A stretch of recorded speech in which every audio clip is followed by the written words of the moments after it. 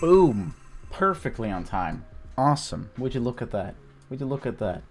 Also, I'm going to slightly adjust the temperature of my lights because I look like I just saw a ghost, which might be true, but who knows. There we go, a little warmer. There you go. That's a bit more of a healthy color.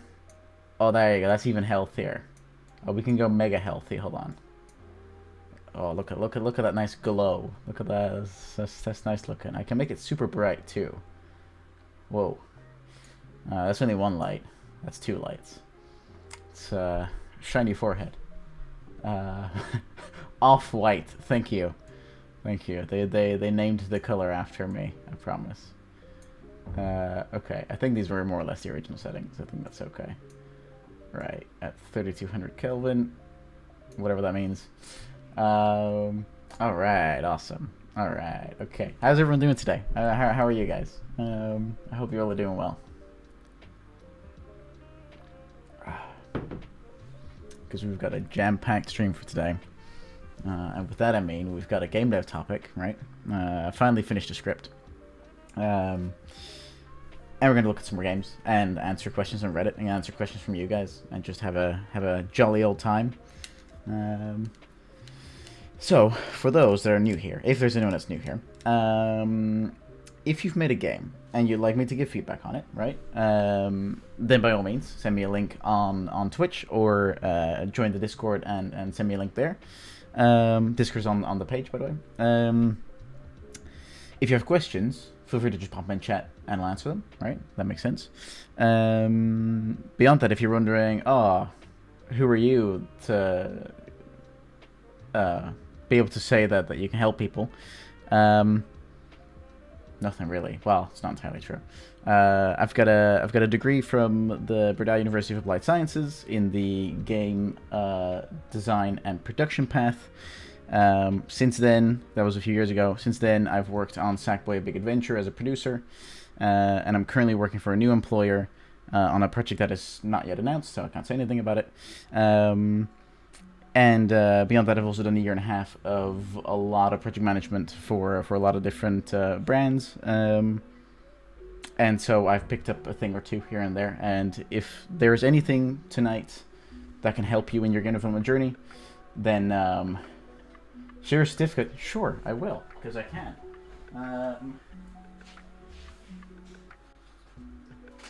Oh shit, my books just fell. All of my books fell. Here you go. See? I've got my certificate. Don't you worry. I need to block out some of the personal information, but I got it. Yeah. The flex, it's there. Now I gotta put this back. Shit.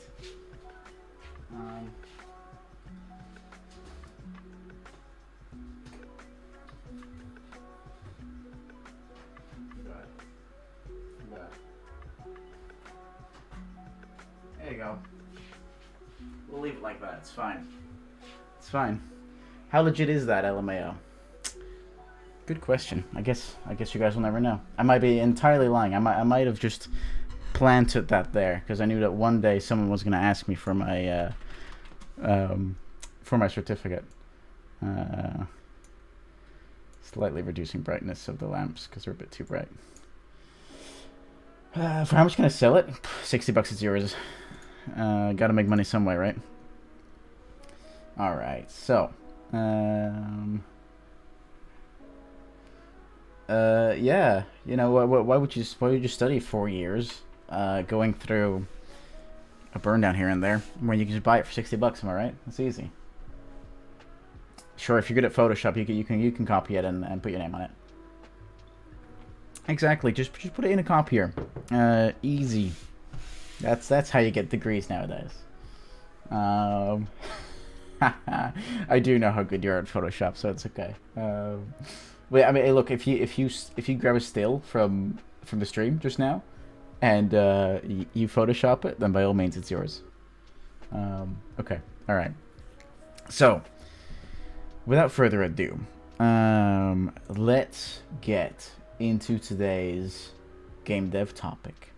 Okay. Fill it with Comic Sans. Yeah, let's do that. Right, let me change the screen. Bonk.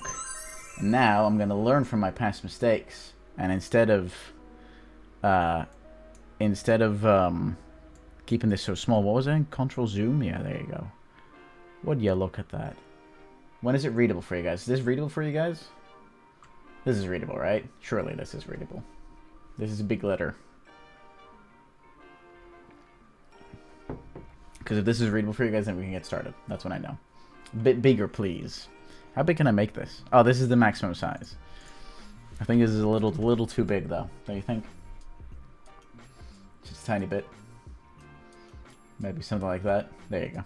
That should be good. So this will show topics from the Hoops FPS stream. Oh, Hoops FPS. What a game. What a game that was. Yeah, Hoops FPS was something.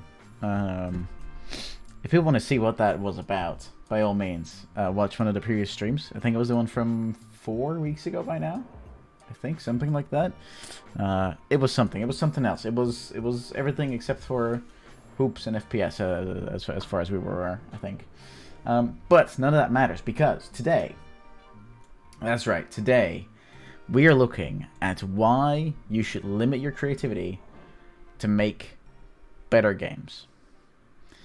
And I know that sounds strange. I understand. However, there's a good reason why I say this, and there's a good reason why this is important. I'm going to turn this off. Right. Because are you always wondering how certain developers are able to come up with good ideas and good concepts all the way through to release? Right, where they release just a stunner, just something like The Last of Us or a Stardew Valley or anything that's successful to the point where no one's like, that game sucks because of reason X, Y, and Z, right? And you know, even though the more important question is, do you want to achieve the same results? And I'm going to assume the answer is yes, right? If that assumption is wrong, by all means, correct me. Because then it's time that you should learn how to limit your creativity. For the video, hi, my name is Christopher. For those that don't know me, welcome to the channel. I make all kinds of videos that give you insights into the game development and game design process. And I talk a lot about how you can become a better developer and create better games. And I also have a website where I can support your game through like one-on-one support, where you can just go over your game, give feedback, and kind of just see what could make it better and make it more successful overall. And so one of the aspects that I see consistently go wrong, especially with new developers, is that they do not know how to limit their creativity, right? New developers don't know how to limit their creativity. This feels really large. There we go. That's maybe better. New developers don't know how to limit their creativity, okay? And so this usually causes the effect here is that their projects balloon in size, right? The size really increases, right? It starts as a really small thing, but then very quickly it becomes a physics-based 2D Stardew Valley survival FPS game set in a realistic universe with like realistic moon constellations and shit like that, and it's just like, okay, yeah, it's never gonna happen, right? Look at No Man's Sky back then, right, when it released in 2016, or when it was announced in 2016, and released, I think, as well, or 2017 even. Time flies. You know, stuff like that happens, and so I see this a lot with new developers because, you know, they just don't know how to limit their creativity.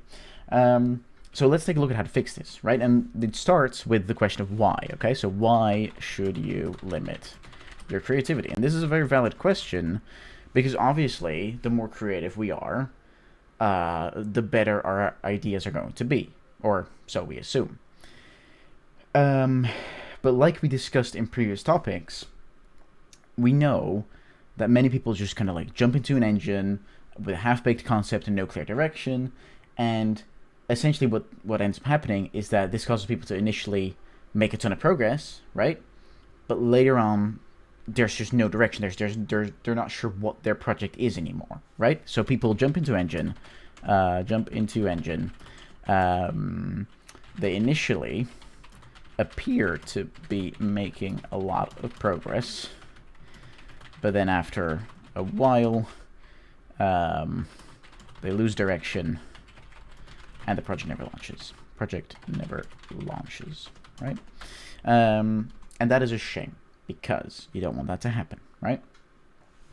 And so at this point, like when this happens, or when they lose the direction and the project really never launches, people also lose the ability to kind of define what their project is, and that's where you get all the descriptions of like, oh, 2D physics based, Stardew Valley, Last of Us, whatever, right? People are no longer sure how to describe their project, right? And so they'll say things like, my game is like insert other game, right? For platformers, this has become Celeste, right? People are like, my game is like Celeste, and I'm like, okay, which part, right? There's a lot to Celeste, and so, or to any other platform or to any other game, so please be specific. But they can't do that because they're not sure, they don't know, right? And so on top of not being able to define your game by anything other than, say, a reference game, I also see a lot of people like struggling to come up with good ideas in the first place. And the reason for this, in my opinion, is a severe lack of setting limits, right? The lack of setting limits for your creativity causes you to not be able to come up with good ideas.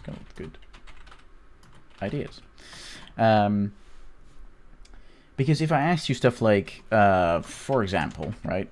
Let me do that differently. For example, I'm still going to make this a little bit smaller, just to make it a little more readable. For example, if I asked you, if you could make any game, what would it be? Right? Regardless of money or time or resources or skills or whatever, you could make anything, what would it be? For most people, you'd end up being a bit lost for words, right? You would end up being lost for words because there are so many possibilities.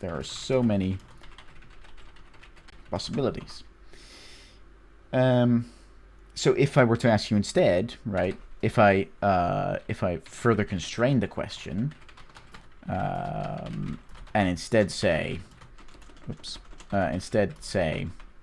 something like, what kind of platformer would you make? The question becomes easier to answer, right? Because we're narrowing things down. We're setting limits for ourselves, and so we're able to answer the question much, much better. Or we're much more likely to have an answer in the first place. And so obviously, this is something a little more obvious, but we have to take that into the same vein when we look at the design of our games, right? And we have to add constraints there as well, because that's going to cause our ideas to become more defined, right? And it's also going to cause them to become more coherent by the time we release the game, right? And it's the coherency that's the most important thing, right? Because games like The Last of Us or Stardew Valley, they are good because they're coherent. It isn't like any particular mechanic that makes them good. It's because all of the mechanics seem to fit within the same framework, right? All of the mechanics of Last of Us or Stardew Valley seem to fit within the same design framework. Now, obviously, you're wondering, or at least I think this is obvious, obviously you're wondering, okay, so what is that design framework, right? And that's where it gets to the magical, wonderful world of design pillars, right? You might have heard of these, you might have not. If you haven't, it's totally fine. This is definitely a little bit more of a niche thing, and something that oftentimes doesn't really get talked about much, because most of the time it's the MDA model or the core loop system or the feedback loop system that kind of like takes the crown, which is okay because they're very strong frameworks, but this is also a very strong framework to create very coherent games, like The Last of Us or like Stardew Valley. And so let me explain to you what this is, right? Because I've written it down very nicely here, and I just need to type it as well.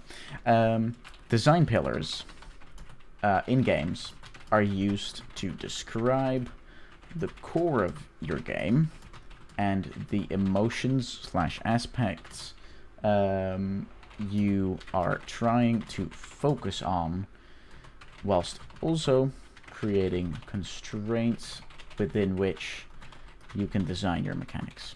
Now, obviously, this is a large description, so we're going to break it down piece by piece, right? Because the great thing is, design pillars don't follow a particular strict structure of anything, right? There's not like a list of design pillars that you can pick from. Instead, it's a bit more open, which is kind of ironic, but you know, it's fine. And so, what these design pillars do is they need to describe the boundaries within which the core of your game functions, right? Design pillars show the boundaries within which your core game functions, right? This is kind of like an alternative description of what they are. And so, for example, right, if you say something like, I want to have a design pillar called story, right? And as a description for this design pillar, I want to say, in my game, the story is king. And so everything within my game should support the story as much as possible, right? From the environment art to the dialogue to the way certain mechanics work, or the way certain mechanics progress. It should all tie back into the story, right? That is one design pillar. Another one could be finding the best solution, right? That's the name of the pillar.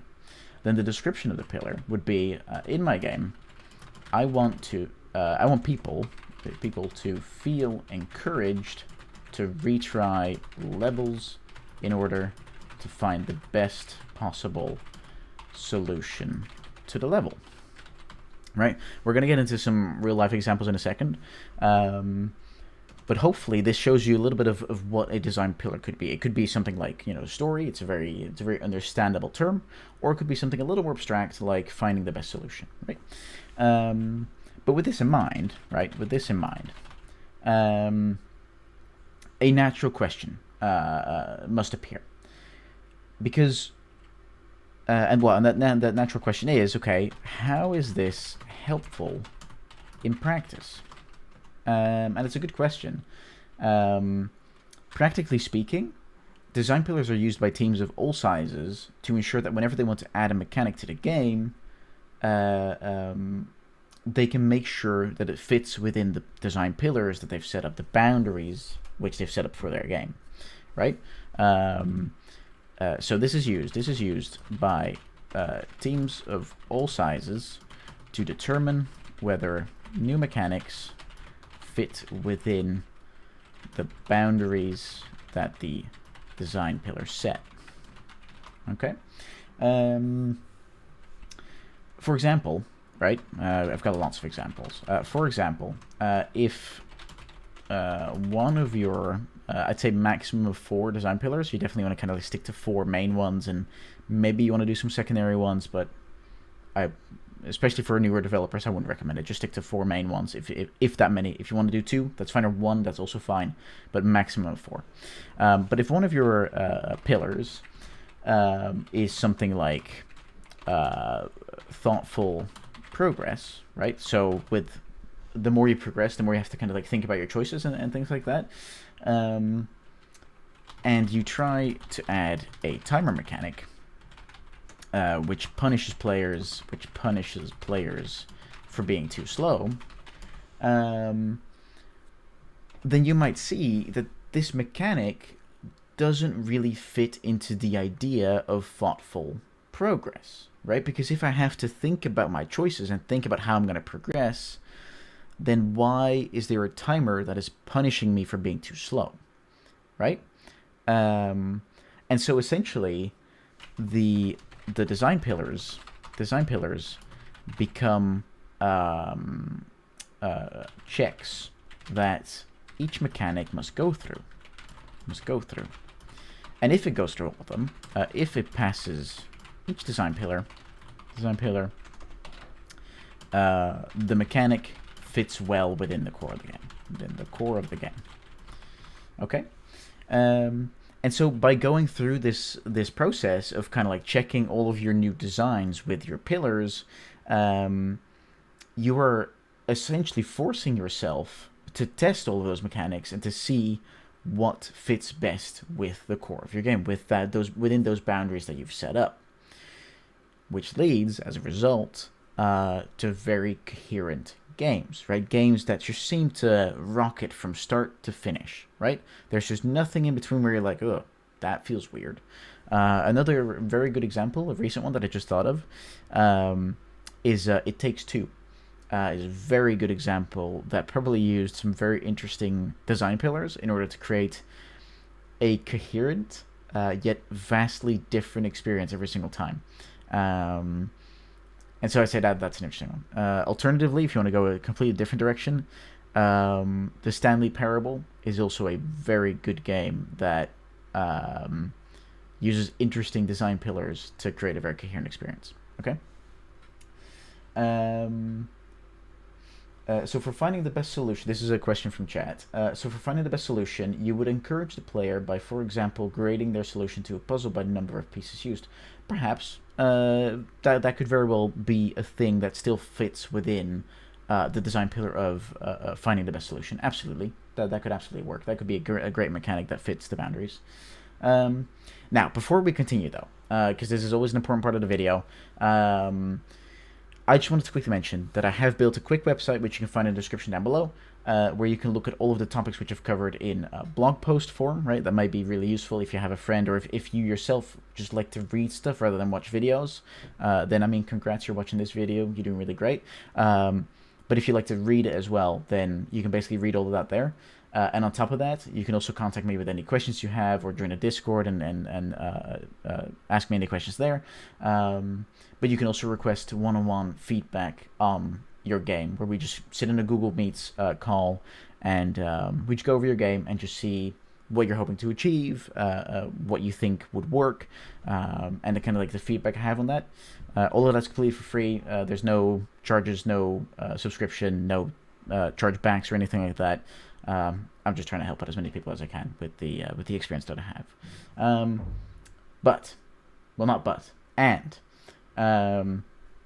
And I have some more examples, because we can't explain anything design-wise without examples. So let's look at some examples, right? Examples of good use. Examples of good design pillars. There we go. So, recently, I started playing the Uncharted series, right? Uncharted is the game I started playing recently. And after having finished the first game, which was excellent, loved it, and kind of like I'm currently at the midway point, I think, or I'm guessing the midway point of the second game. But I'm pretty confident that I can pick out the design pillars that they used, right? They might describe them a little differently. I don't know. I've never worked on the games. I haven't talked to anyone at Naughty Dog, so I wouldn't know. But this is kind of the design pillars that they use, right? So one of their pillars is absolute story, right? The story is super important. Within Uncharted, and it is shown basically through everything, right? It is shown through the environment art, and for example, the treasures you can collect, right? The treasures you can collect. So that's one of the pillars that they use. Another pillar that they use is combat as puzzles, which I personally love. I think it's really, really great, because when you're playing that game, and if you've played that game yourself, you're essentially solving puzzles in combat. Not because you're physically solving a puzzle whilst also shooting people, no, because the way you shoot people and in which order you shoot the enemies that kind of come at you, it matters quite a bit for whether or not you're going to succeed, right? It's not like a fail and pass kind of thing, but the chances of succeeding, if you use your long range gun on close range guys and then only have your pistol left to take care of the long range guys, your chances are going to go down in terms of if you're going to survive it, right? So each combat sequence is secretly a puzzle of making the best use of the guns within your arsenal. Right? So that's a great design pillar that they have. Another thing that they have is split-second decisions. And you see this a lot when you also during combat, but also during traversing through levels and where you're kind of like parkouring from place to place. You have to make split-second decisions whilst in combat, and whilst traversing. And you see this like whilst you're like parkouring, you might grab onto a ledge that kind of like is breaking off, and you have to like quickly jump to the next thing, and so you have to very quickly think, okay, where do I have to go? Because you don't want to jump wrong, because then you die. And in combat, it's the same thing. It kind of comes down to the puzzle thing again, where you know, you have to make that split-second decision of which gun am I going to use on which guy to make sure I can survive this as much as possible. And then an extra one, and this really only goes for the second game. Maybe also the third one and the fourth one. I haven't played those yet, but the second game definitely, not the first one. They've added stealth, and so in the second game, they added a lot of opportunity for stealthy gameplay in order to solve the very similar combat puzzles, right? So maybe, in the case of Naughty Dog, what they might have done is that they, instead of having these 4 design pillars, they have the design pillar of story, they have the one of split-second decisions, and they have the design pillar of everything as a puzzle, right? They might describe it that way, because then combat and stealth both kind of fit within that same design pillar. But this is just an example. We have another one, right? Because I always have 2 examples at the minimum. Because another example is Stardew Valley. Something I started playing recently as well, and it's been just eating away at my time, which is why I was late with the script. So, you know, that's a thing. Blame Concerned Ape for that. And some of the pillars within Stardew Valley is relationship management. Let me put that on a new line. Relationship management, right, like that. Everything you do within Stardew Valley basically comes down to, okay, who am I going to please and who am I going to annoy, right? And in essence, you don't want to annoy anyone, right? Because pretty much all of the characters are pretty great, except for the guy that runs the JoJo Mart. But beyond that, you know, all the characters are pretty great. And so basically every mechanic you do, the fishing, collecting of ores, the farming, everything around it, and every little adventure you go on is about relationship management. So that's one of the pillars. The second pillar is time/energy management. And this might be called something like setting goals or something. Or, well, actually, making plans. Making plans and sticking to it. Making plans and sticking to it. They might have named it that. I don't know. I haven't talked to Concerned Ape, so I wouldn't know. But they might call it something like that. Because everything that you do within Stardew Valley is also bound to the time you have per day and the energy you have per day. Right? There's only so much you can do. And yes, you can buy food to regain energy or make food to regain energy. But it's either going to cost you money or resources. Right? And so all of the mechanics are, again, very subtly built into managing your time and your energy. Okay, and then the last one, one that really stuck out to me, was story. Again, a very strong story pillar. Originally, I didn't think so. I thought it was really just kind of like a cute farming game. But it's much more than that. There is a lot of story, and like I said before, with relationship management, everything you do, every little adventure you go on, is another hook for this overarching bigger story that's going on, which I haven't finished most of it yet, so I'm very much still looking forward to doing that. But they're all like hooks to into the bigger story that, you know, every mechanic kind of fits within this pillar again, right? And so hopefully looking at these different games gives you a better view of how to use design pillars, right? Now, there's obviously the next point that comes up, right? Which is, okay, now you have to set up your own design pillars, right? Obviously, very important skill, something that you need to be able to do. And so coming towards like more or less the end of this game dev topic, you must be wondering how to set those up and how you can do it in the best way possible. And for that, I have the following advice. When setting up your design pillars, make sure to stick to a maximum of four design pillars, right? Because the more pillars you add, sometimes this causes you to become too critical, right?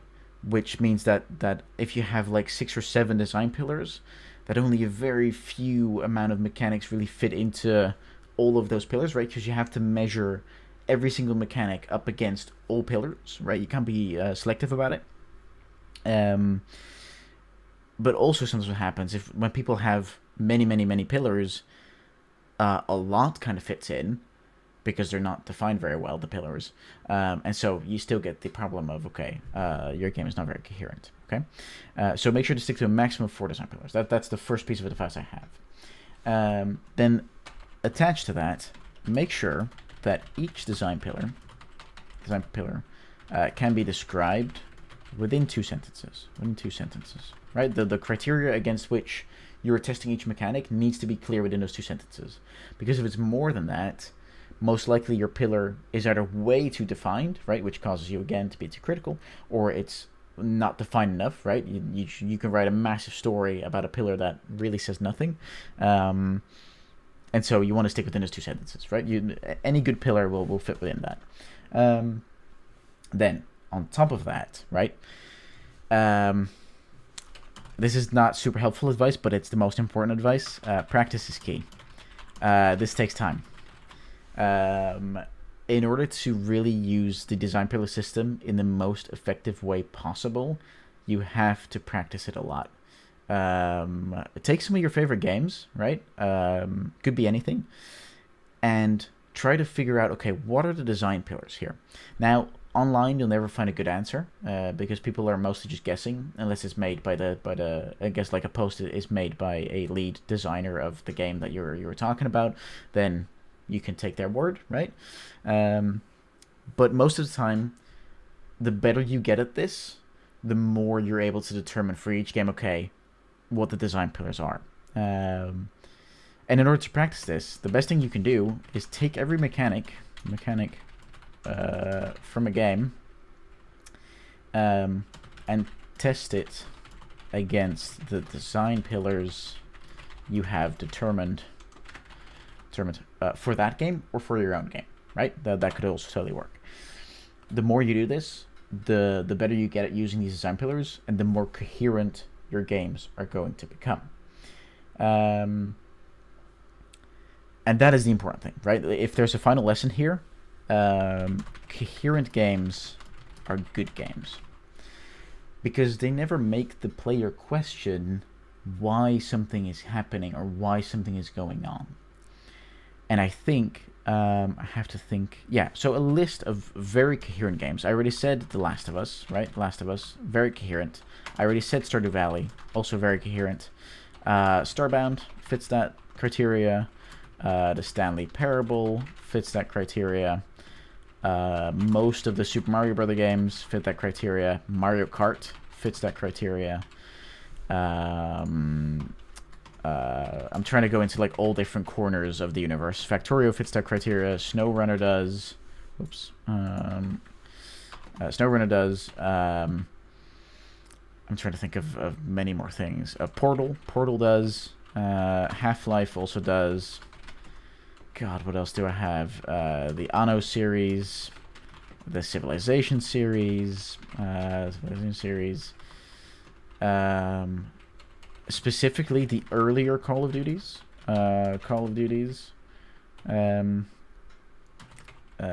pre Black Ops 3, I think, more or less, pre Black Ops 3. As you can see, there's many games. I can spend years trying to come up with all the list of games that really fit this. But the main notable thing out of this entire list is that the majority of people would agree that these are good games. And the reason why that is because the design of each and every game on this list is coherent. And so in many of these games, they have multiple installments. They have been around forever. Well, some not even forever. Stardew Valley's in the last recent years. Starbound as well. Factorio as well. SnowRunner as well. SnowRunner came out 2 years ago, I think. 3 years ago. And so essentially what I'm trying to say, in a very long roundabout way, coherent games are good games and they stick around because the majority of people will like them. Regardless of theme, regardless of story, regardless of some of the more niche things, some of the more granular things, people like these games because they're coherent, okay? Because they're well designed. And so I think, more or less, I forgot to write a conclusion for this game, that topic. But I think I just gave one. Coherent games are good games that will stick around and people will like. And essentially, for the YouTube video, if you think, after having had this talk, okay, let's talk more about this. I want to figure stuff out. I want to know what the design pillars are for my own game. I want to practice. I want people to kind of like bounce off of. Then I have great news for you, because if you go into the description, there is the perfectly new Game Dev Topics Discord that you can join, right? And there's me, and there's a bunch of other developers there, and gamers as well, who would love to chat with you about your game, but also about just general design topics, and generally just seeing how we can all become better by learning from each other. So by all means, if you feel like that's a great place for you to be, then feel free to join that. If you think I've earned a like and subscribe, then by all means, thank you. If you don't think I've earned it, that's also totally fine. And for the YouTube audience, I hope to see you soon again. Thanks for watching, and I'll see you later. And then for the Twitch audience, because we're not going anywhere, because we've got plenty of stuff to talk about, I'd love to hear your questions. I kind of rambled on for a good half an hour, a bit longer maybe. So I'd love to hear your questions about this, because this is a super interesting topic, and I always love talking about this. Oops, let's put that there. Where am I going to save this? In my streaming folder. Let's have a look. Here we go, script additions. Limiting your creativity. To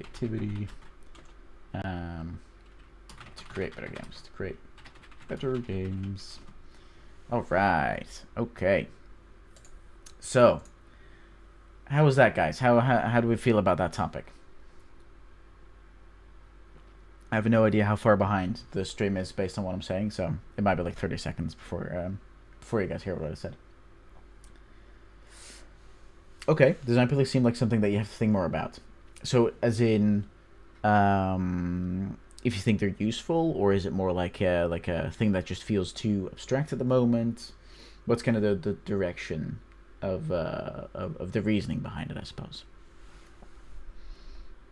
In the meantime, let me quickly find some obvious things. Because we are obviously going into r/play my game. Actually, we'll first go into r/game design. See what kind of interesting things are going on there.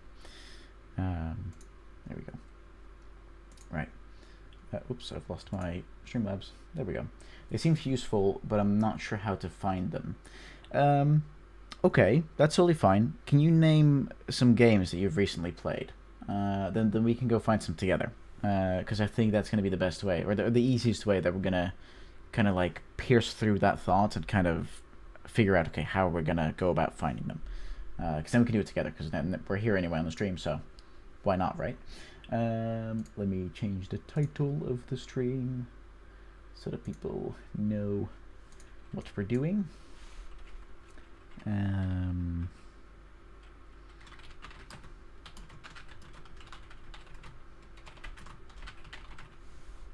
Okay, there we go. Right. Yes. Okay. All right, let me just delete these two shortcuts because they're not supposed to be there. I only have these three here, always. You're playing Survivalists. Oh, I think I've heard of this. Let's find out. Survivalists. The Survivalists. Yes, so I have heard about this. This is maybe, yeah, Team 17. Yeah, I knew it. Okay, so let's look at some gameplay, shall we? I need to just find the best way to do that. to not get copyright striked on everywhere. Let's go on to Steam. Steam is always a good bet. Because I reckon I can pick out the design pillars from the description alone. I reckon, because I know what these types of games are like.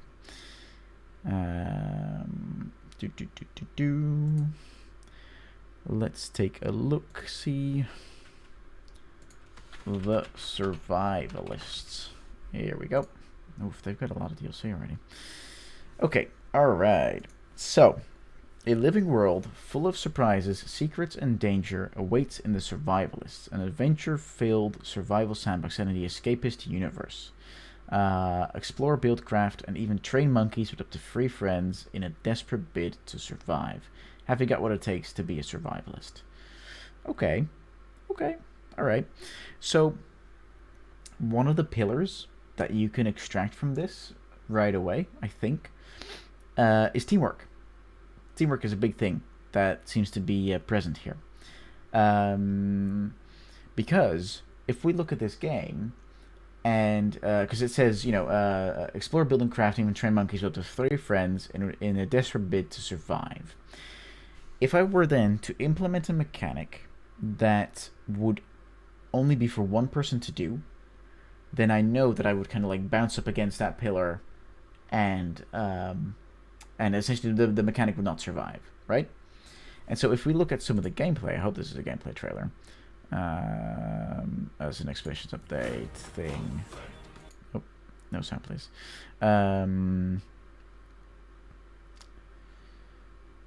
So let's have a look. Does it show some of the multiplayer stuff? That'd be cool. It does not show much multiplayer, does it? I don't like the art style of the game. It's very strange. I don't know how to get used to it. Right, here we go. Here's some of the multiplayer stuff. Yeah, so essentially what you're seeing here, especially, this is a good screen. What you're seeing here is that lots of people are working together to clear a forest or to gather food or something. I'm not entirely sure what they're doing. But they're essentially working together towards the same goal. And so you know that teamwork is most likely one of their design pillars, right? Another one is probably teamwork does fit. Crafting things has quite a few different resources and different parts to create. Right, yeah. So you could, send out your friends. Like friend A is going to go get the wood, and friend B is going to get, the poison or whatever. I don't know. I have no idea. I haven't played the game. And together, through the teamwork, you craft stuff, right? And so another one of the things is probably from looking at this. Stop giving me sound, please. I reckon. I wonder, because it says exploring. I'm wondering if you set up a permanent base or not. Looks like you are, maybe. Well, I mean, here's an excellent puzzle, or an excellent pillar. Sorry, which is probably something named. There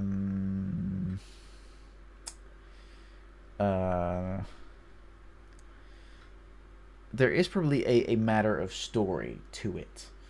Also, exploring temples has puzzles which block progress and those sometimes feel that they need team effort. Right, well, there you go. That also then fits within the teamwork pillar. Story is probably a pillar, and so, these temples blocking off progress works really well with that, because it means you have to work together and you have to explore. Exploring is probably a big pillar for this game. You have to explore together in order to go through the temple and unlock more of the story.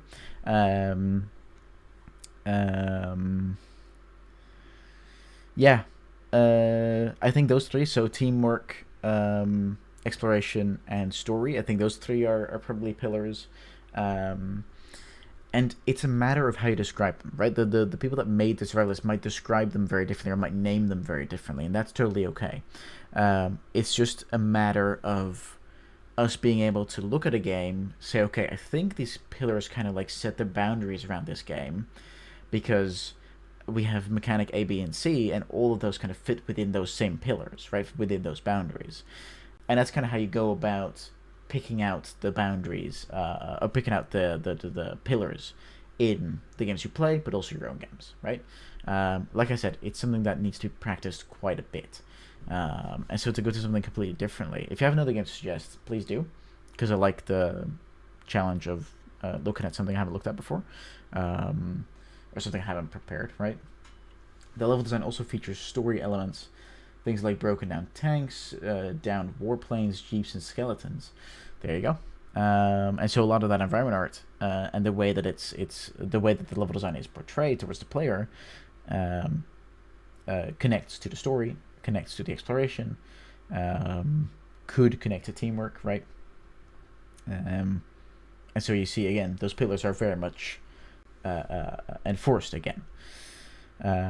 Yeah, that's kind of how I would go through it. That's kind of how I do those things. I notice my voice is very much going, but it's totally fine because we've got a big stream ahead, so I need to drink a bunch and do a lot. Yeah, so this is definitely something that I'd recommend. Recommend to do, that is. Okay, let's see. What else do we have? Also, Jagu, please keep recommending games that we should take a look at in order to pick out the design pillars. I'm more than happy to keep doing that. Let's see. What are some of these more design-related questions? Oh, I always love these type of videos. How would I go about making a tabletop murder mystery game? Oh, Jesus. This is such an open question. I don't know. Well, one of the answers would be determine which pillars you want for your game, and design board game mechanics or tabletop mechanics that fit within those pillars. What do you guys think of a game that combines the infinite space exploration and world-generating aspects of No Man's Sky and the building aspects of Space Engineers? What? Excuse me?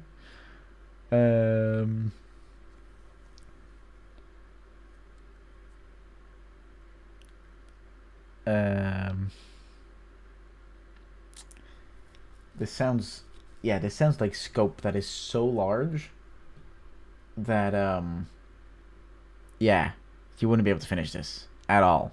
It sounds cool, but unless you have a 300-man team, I don't see how you can finish that. Yeah, that's strange. Okay, all right. I'm not seeing a lot of good questions here, really. Expanding a shower's thought into a game and making Minesweeper with simplistic and fitting factory building and real-time strategy elements. Oh,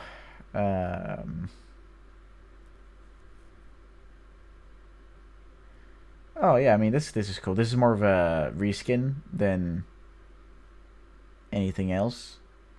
Well, it's more of an aesthetic, right? You're basically talking about a Factorio, or maybe like there were thousands, or there were millions, I think the game's called, type game, and then adding Minesweeper, right? So the scenario you start on a planet, and you have to kind of like take out the bombs or the enemies or whatever in order to clear your way and like clear more paths for you to grow your factory into. So cool idea. We'd love to see it. Okay, which other questions do people have? Do people have questions at all? I think that is a good thing to mention. If people have questions, ask away. If you have a game you want me to play, please send it my way. Let me know. I love to play games that you guys have made. Because alternatively, we'll go on to r/play my game to see what's out there at the moment. Yeah. Okay. I'm gonna do like that. Turn some of the music back on. There we go.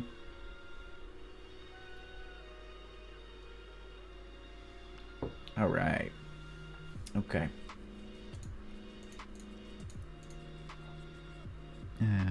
Let's take a look at play my game.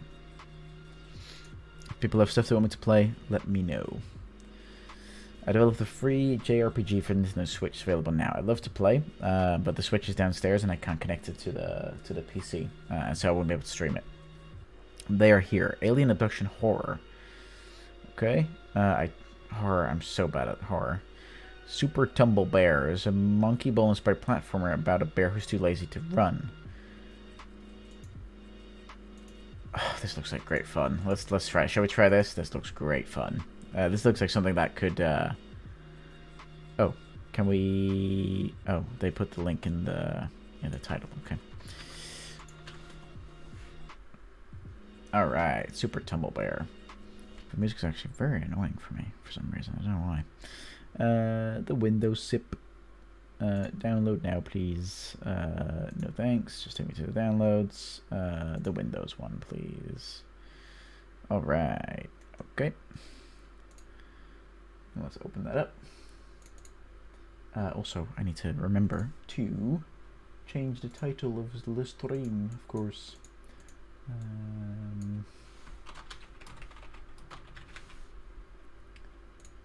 There we go. All right. Okay. So Super Tumble Bear, made in Unity. I wonder if it has controller support, because these type of games do great with controller support. Okay. Yes. This must be very, very early stages, right? There's no way that this is finished product, I think. Oh, right. Okay. Ah. It feels like the right weight for the bear, right? The way that the player accelerates and decelerates feels like the right weight for the bear. So that's pretty good. Ooh, he does go fast though, jeez. Nice. Hey, what's the big berry? What's the big berry, man? I got the big berry. Bonk. Okay. So I can get these. Okay, so one of the problems here is definitely how much I can see of the level. That is currently definitely a problem. Nice and fast. Yeah. Okay, alright, that's a pretty cool level design. Oh. Oh. Oh. Yeah, so far this game is doing great. It is simple, but that's not a bad thing. Simplicity is often a good thing. Oh, no, damn it. I was too quick. Too quick. Yeah, I don't think... Oh, damn. Missed that one. I'll get it on the way back. Okay. I don't think there's major feedback. Obviously, the environment is very bland and there's nothing really much going on. But like I said, I think this is a very early version at the moment. I love to see more challenging things, though. Well, actually, as I say that, this is pretty challenging. Oh. Nice! Look at us go! Yeah, very Super Mario looking. Oh, no, we're falling. Wait, what? Wait, how can we make that? Oh, we have to go faster by ourselves? Yeah, I think so. Woo! Oh, I have to... Okay, I have to kind of guess it. Oh, that was... Oh, yes! Oh, we made it. Oh, nice. This was a cool level. This was nice. It's nicely done. Bunk. Yep, this is nicely done. Oh, man, so close. This is well done. I never played the original Super Monkey Ball, or like any of the games really. So I'm very curious if anyone else has. If this feels very similar, almost like a copy, right? Because then it would make sense that they're getting a lot of things right. I keep messing up on the last one there. Oop.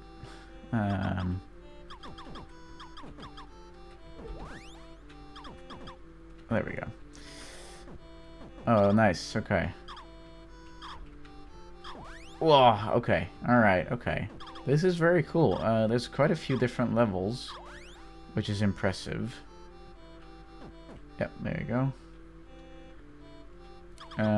Challenge seems to go up appropriately. Yeah, challenge definitely seems to come up appropriately. I don't necessarily feel frustrated with my lack of progress. No, this seems to be going well. Yeah. Whoa, hello. Here we go. This is the kind of challenge I'm looking for.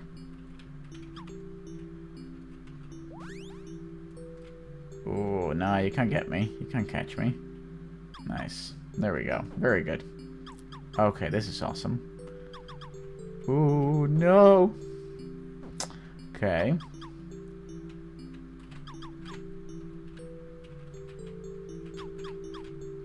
Oh, no. This one goes super fast. Yeah, okay. Alright, let's try and make this happen, huh? Nice, okay, yeah, you just need to keep the pace. Whoop.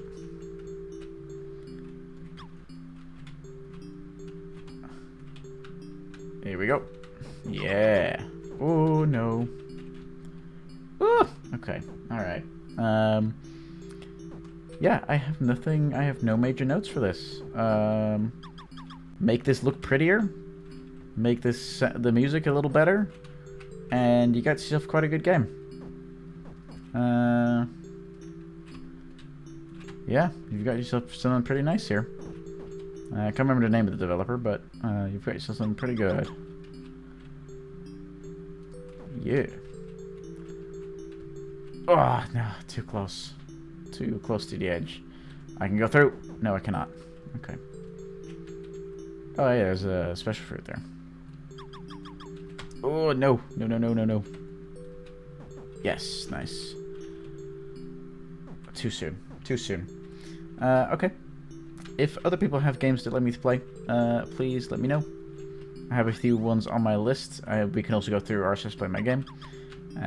But either way, I'd love to play some games and give more feedback. Oh! Oh, so close. Okay, alright. Okay, alright, yeah. So for... this is looking great. Looking great.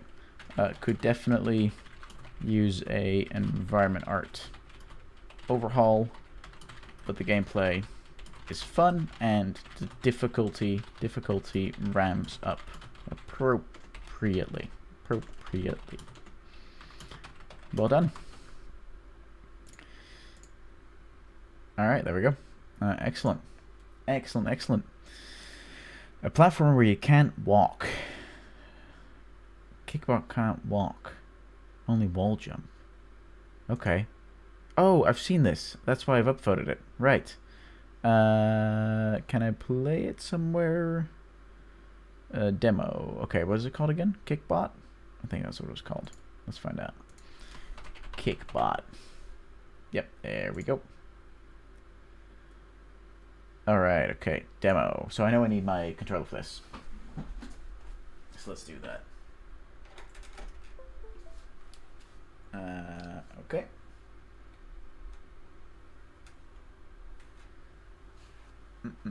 Ooh, a whole gigabyte. Damn. That is luckily not that much. This looks very well polished. I wonder how much time was put into this. This looks like something that has a lot of time put into it. Yeah. Probably a few years, I think. Right, Kickbot demo. Here we go. Remember, if you want me to play your game, let me know in Twitch chat. Sure. Can I accept?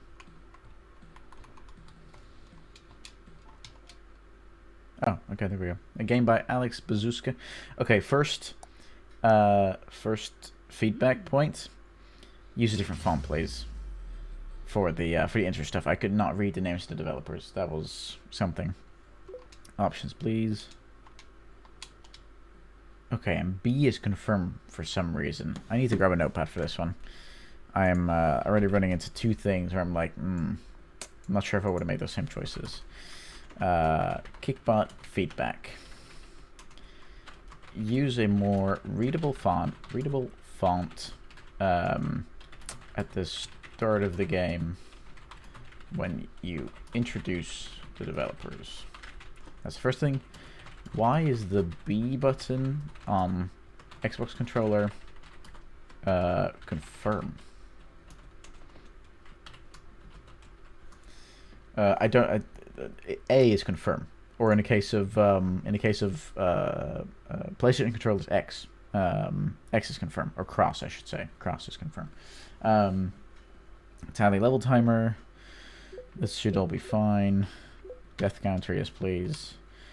Yeah, having to press B on this type of stuff is strange. Okay, start. Hop it. Oh, okay.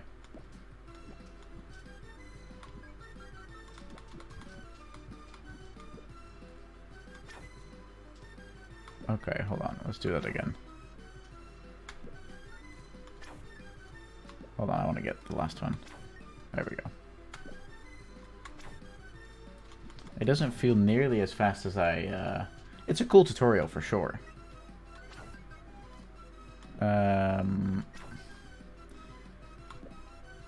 But oh shit, okay. But I'm wondering, especially in this case, it is hard to instantly succeed. Okay, yeah, I'm just gonna keep going. There we go. Alright, we've made it to our spaceship, which started like a car.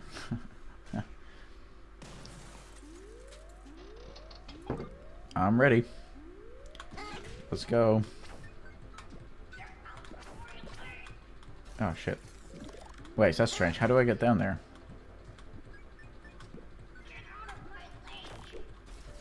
What the hell? What happened there? Get out of my leg. Oh, shit. Okay. Okay. Oh, so it's like a level structure. Also, please remove the wishlist banner whilst playing the game.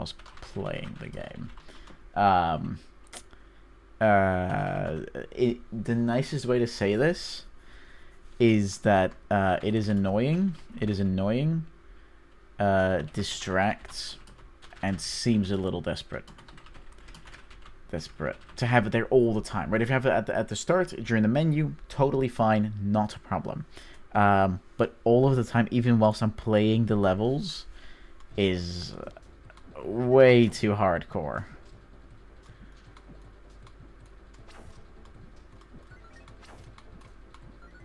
This is a cool mechanic. This is very nice.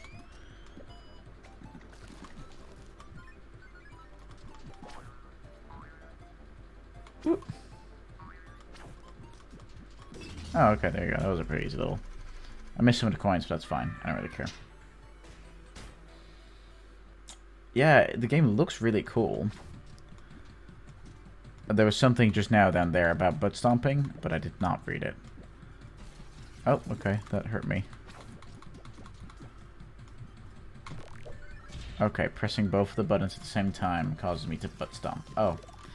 Those spikes are not very clear, visually speaking.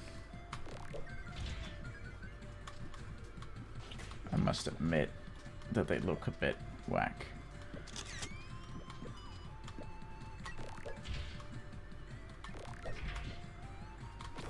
Ah, shit. I messed that up.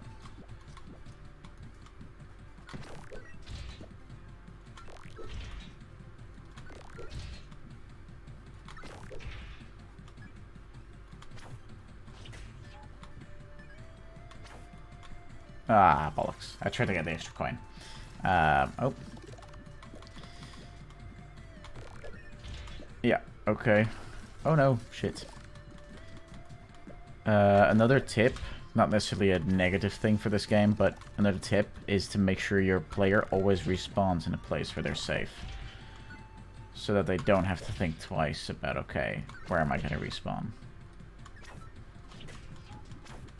There we go. Yeah, okay. it's a cool mechanic. I'm wondering how long it's gonna stay fun for.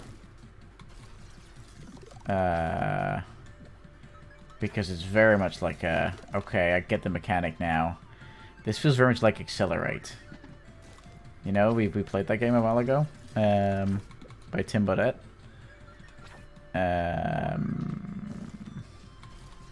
And some of the levels aren't very well designed. See? Some of the jumps I'm doing feel like I'm almost purposefully just projectiled into death. And I'm really annoyed by the permanent wishlist this game prompts that is down there. Yeah, there's just no way. There is... Yeah. Some of these levels are way too finicky.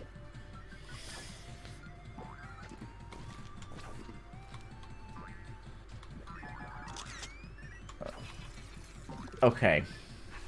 Don't do that.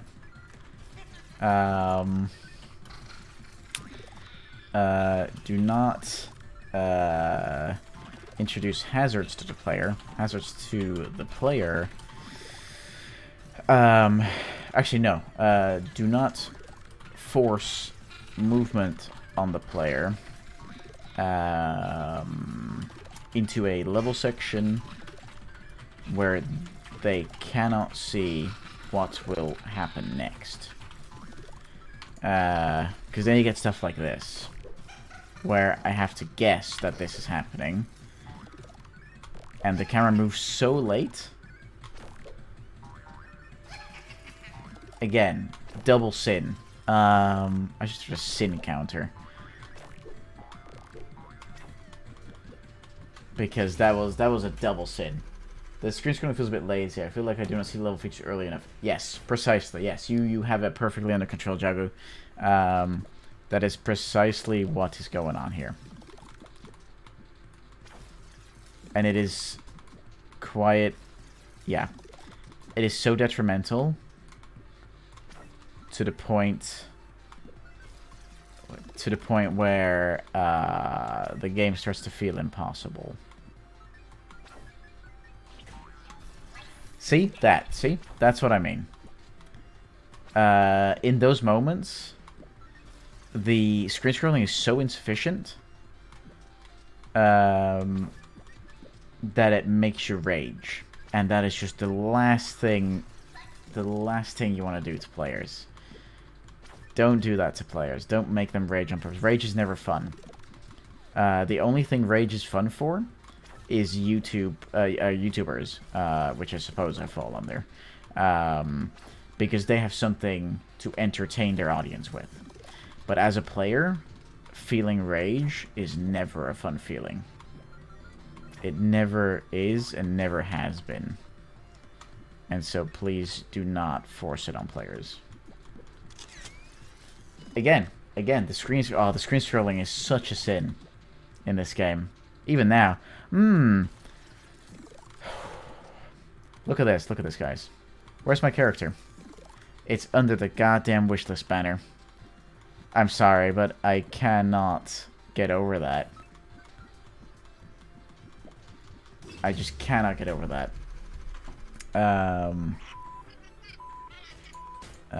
Where is it? It also obscures the players in some levels. And also, I'm also gonna add your feedback point there, Jagu. The screen scrolling effect is too slow, causing the player to not see the hazards in time. This induces rage, and is not fun unless you are a person trying to entertain an audience. It's not good game design to make your players feel rage. Oh no. Oh no, you can't be doing this. Oh, you cannot be doing that. Oh.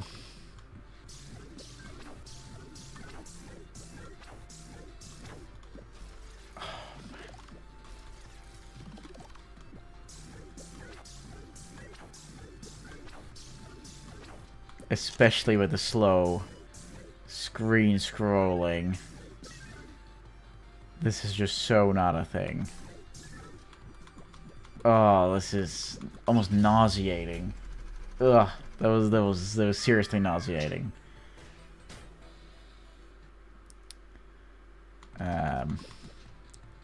Recharge or something.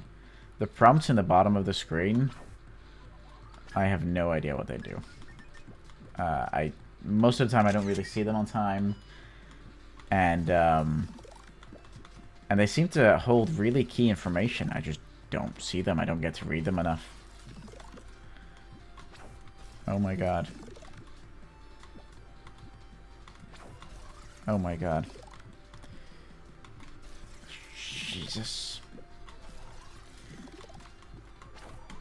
Yeah, by the time I've registered with my eyes that I've picked it up, I'm too late. See? Oh, this game is something else. Nope. Nope. Nope.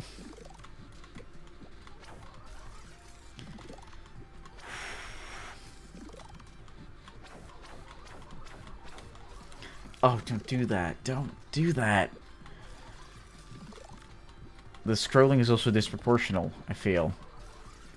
And so I never really know when it's gonna happen. It seems to be when I touch like the camera border. But it is frustrating.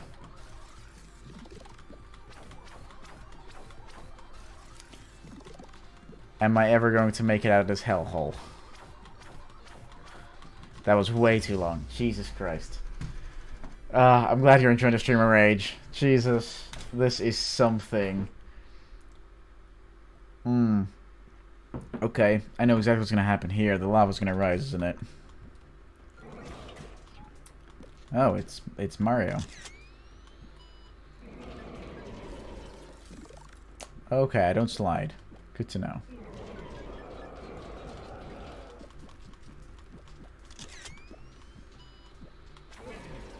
Jesus. Nope. Seems to be nothing I can do there.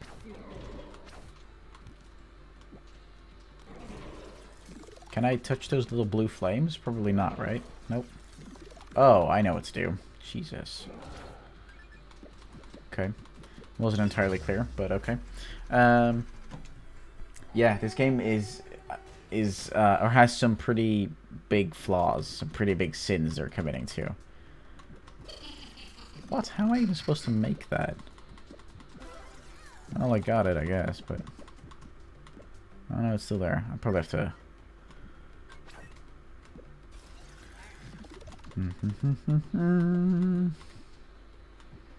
This is literal hell.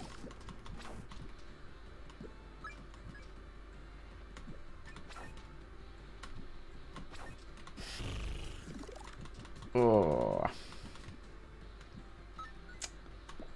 The pain is unreal. Right, one more try, and then I'm going to close this game down. Actually, one more try.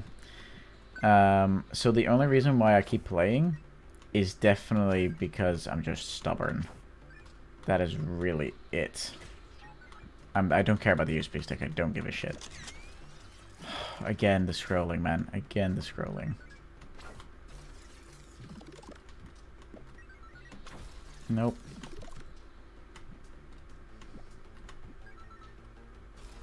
Okay.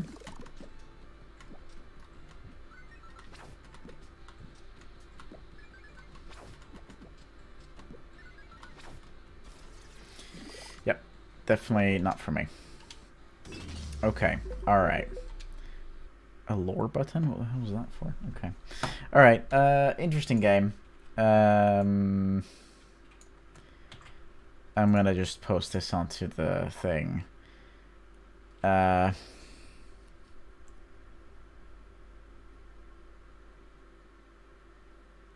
Yeah, so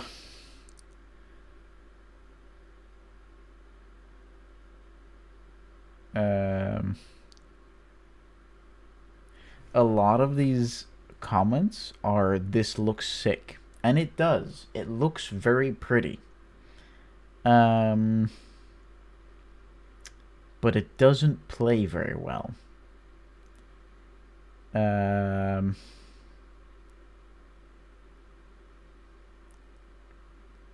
uh, okay, so let's. This game looks incredibly pretty, and well thought out. However, whilst playing the demo on stream, it looks like Commander Keen back in the 90s, yeah.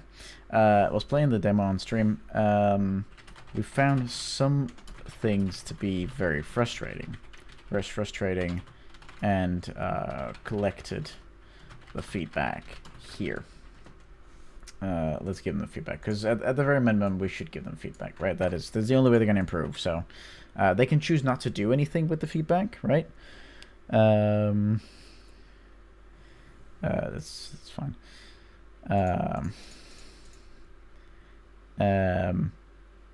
Yeah. Feel free to not use the feedback. That is totally cool, but these are just my 2 cents. Okay. All right. Cool. We've played that game. All right. Anything else? Is there anyone in stream that wants me to play their game? You play it directly in browser. Slay the Spire or Dicey Dungeons. I do like myself some Slay the Spire. That's for sure. Combine magic runes to create spell combos and discover new strategies from free playable class. No download required. You can play it straight in browser. Okay, let's give it a shot. What is it called? Spelly Forest? Okay. Oh. Okay, it seems to be working. Very cool.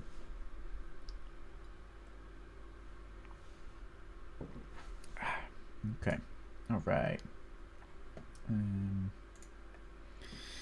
Yeah, this is a long load time. Christ. Very long. In the meantime, let's line up another game in a second that we can also play. First game on Steam, Amalite. What is the power of creating your own paths in your hands? Oh, this looks interesting.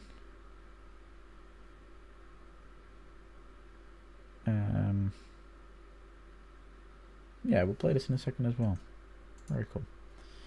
One game I'm thinking of trying myself is Peglin. Is it on Steam? Let's find out. Peglin. Oh, it is. And there's a free demo. Excellent. We'll play it as well. Ooh, what's this? Peglin is a pachinko roguelite. Fight enemies by collecting special orbs and popping pegs to deal damage.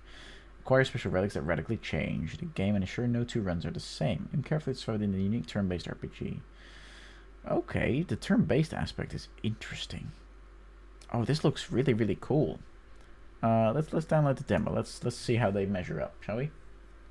Let's do that. Nice.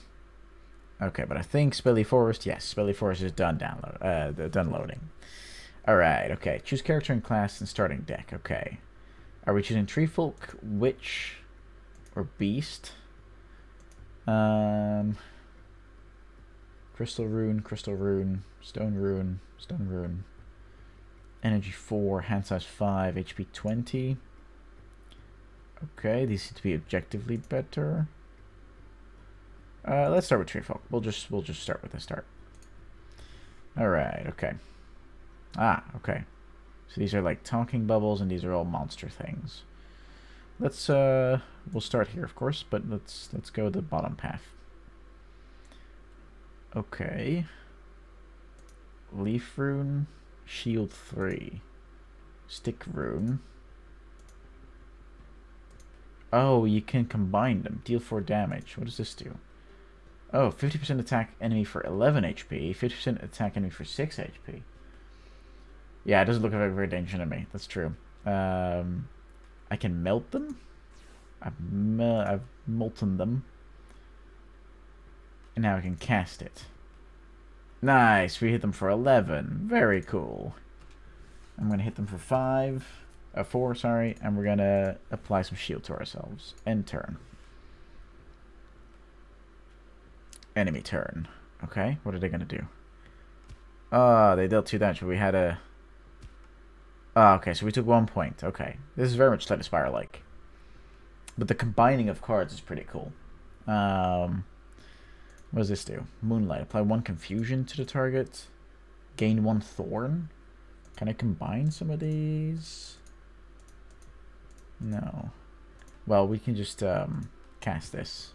And he's going to die. There you go. Gain a new rune. Oh. Oh, okay. So this really just... Okay. Yeah, so... oh, actually, no, go back. We'll take another one of these. Learn a new spell. Splinter. Deal 4 damage to all enemies. Mosquito Swarm. Deal 2 damage 3 times. Heal 3 HP. That's pretty cool. Choose a spell to upgrade. Yeah, okay, sure. Choose one. There's a lot of rewards. Heal 2% of your max HP. Raise your max HP by 5.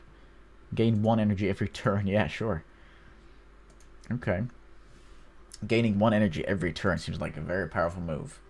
This is a lot of stuff after just 1 fight. Yeah, I agree. I agree. Let's write that down, shall we? We've already given this feedback, so we need to save it. There we go. Spilly Forest. Spilly Forest feedback. Too many rewards after just 1 fight. I do want to add the combination of runes is really cool. I do really like that. It's a nice way of thinking. So let's meld... Oh, I can't do that yet. Okay. Well, let's first cast some confusion. There you go. You are now confused. Gives target a 50% chance to hurt self when attacking. Okay. Alright. Cast. And cast. And let's make sure we get some shield ourselves. Nice. Okay. The enemy's turn. What is he going to do? Oh, poison root. Gain 2 poison, heal 6. Whoa. Deal 4 damage. Which is, yeah, which we had a shield for, so it's okay. Nice. Okay. Alright. I know I can combine these two. Meld like that. And then cast it. Ah, I only gained 1 rune. Damn it. Oh, we can get a mosquito swarm going. There you go. Yes. And let's apply some confusion. There we go. Yeah, this is a cool game. Ow. It's a lot of damage. Apply 1 poison. You bastard. Gain 1 energy. Okay. Alright. Things are looking good for us, I think. He has a few things going on. Let's cast this again. Nice. Let's cast it again. Let's cast it again. Oh, it's going to keep giving me the same card. Actually, let's not do that then. So let's apply some confusion. Let's also cast the mosquito swarm. That seems to be doing pretty well. And since we got quite a bit of health, let's keep attacking it for now. Maybe it'll kill itself based on the confusion. That might happen. It took the poison damage. Okay, it applied poison to me. Gains of thorns. That's annoying. Gain 1 energy. Ah, it hit me. It wasn't... Oh, it also hit itself a little bit. Okay. Then that's okay. Okay. One of the things we're just going to do instantly is just do this. Yeah, there we go. Alright, cool. Gain a new rune. I'll gain another shield rune. Learn a new spell. Pierce. Deal 3 piercing damage. Ignore shield. That's pretty cool. Let's do that. Choose a spell to upgrade. Apply 1 confuse to all enemies. Okay. Yeah, again, so it's too many rewards after each thing. After each battle. That's for sure. Alright, a talking moment. You warily approach a figure looming in the shadows. It's a mysterious shrine to some unknown goddess. Offerings of food are strewn at its feet. Leave a rune as an offering. Say a prayer. Steal some food. Let's leave a rune. We'll do one of the. I just got the shield one, so I can leave it. You leave the rune to the stench feet and wait to receive his blessing. The stench stares back at you mutely. Damn it! I should have given something more valuable. Okay. Banished guildsman. Yeah, this seems to be doing stuff pretty well. It's a Slay the Spire game, essentially, but the combining of stuff makes it pretty interesting. I'd love to see more combinations. I'd love to see discovering more combinations. That if I accidentally combine two things, that that I get rewarded for that. That'd be very cool. I think that'd be super, super cool. Because right now I can't really do that, right? So that's a bit of a shame.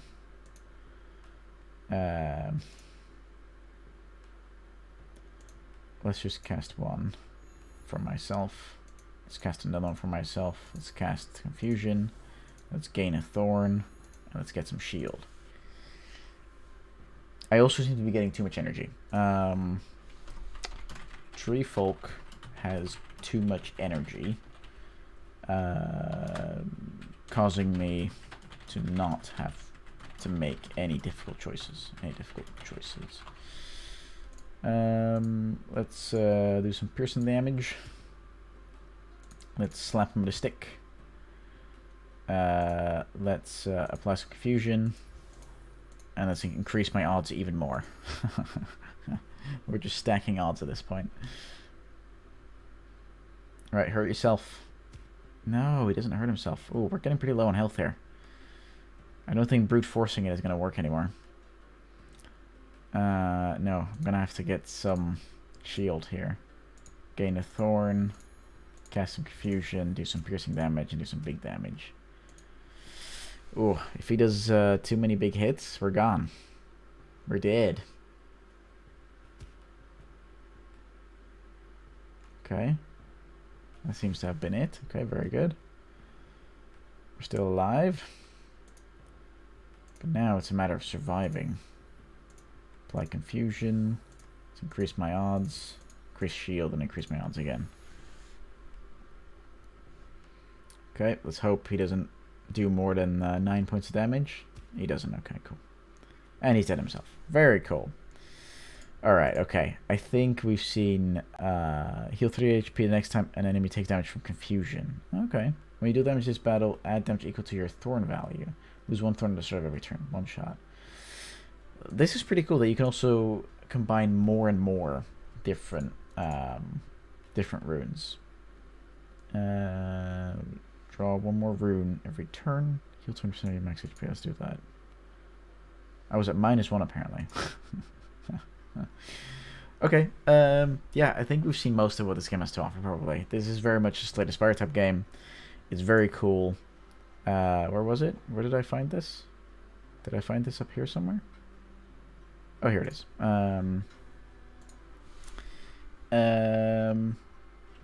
Really interesting that you can combine runes to create new effects. During the stream, we did come to some feedback. It's not as much though. It's pretty good, I'd say, but it's probably a first game, or maybe like a second game or third game or something. First release game maybe. It's pretty good. It's pretty good. Too many runes after just one fight. The combination of runes is really cool. I am thinking the Tree Folk has too much energy. I think this might be because of the upgrade we had of gaining 1 energy every turn. I think so. I'm going to leave that out. Yeah. Okay. Very cool. All right. Awesome. Then we had. I'm going to close this one. We had this one, Peglin, which we've downloaded now, and we can play. Another game to give feedback on. If anyone's in chat that wants me to feedback their game, by all means, let me know. Options. Click to aim. No, that's all fine. Video is all fine. Audio seems to be all fine. Okay. All right. Here we go. Peglin. Okay, this is again a very similar Slay the Spire type map. Oh, okay. Oh, but we're going from top to bottom. Okay, alright. Whoa. Stone, no special effects, level 1. I've got 100 health.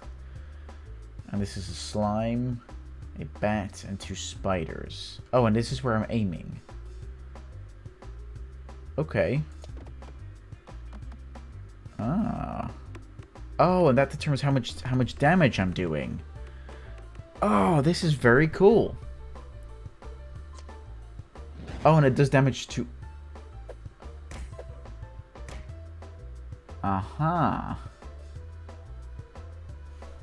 Interesting. And they keep coming closer and closer to me.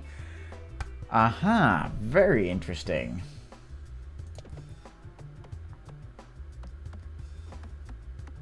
There we go. Very cool. This is a very cool way of combining certain mechanics. Damn. Look at that damage. The dagger does very little damage as a regular attack, but it's incredibly strong on a critical hit. Okay. If you don't think you can hit this thing this turn, you can discard the dagger by using the garbage icon. Need the orb information on the left. Oh, okay. Oh, right. Okay. I can discard it. Let's discard it. Yeah, I got the bomb, I think. Are we gonna get another bomb? Yeah, we did. Let's get another bomb. Nope, no other bomb. Damn. But a lot of damage. Bonk. Oh, this is very cool. I like this. Reorbanizer. Shuffle that and that. Every 5 pegs hit. When this orb is discarded, okay. Nosferatu. Heals you and damages target enemy for 1 times amount healed. Deals 15 damage to self when fired. Self damage increases by 7 this battle. And Doctorb. Deals no damage. Heals you for each peg hit. Permanently removed from your deck after it is used. Let's do this one. Let's do the Reorbanizer. Add. Oh, what's this? Oh, I need to make sure I don't get into the flames? Is that what's going on here? I hope that's the case. Yeah, the old mashup of mechanics was the thing that you interested. Yeah, same here. This reminds me of Peggle. Have I said that? I'm not sure if I've said that. Peggle was a very similar game, just not a roguelite essentially, but very much like one of these. You know, you have to hit all the pegs kind of thing. Boom.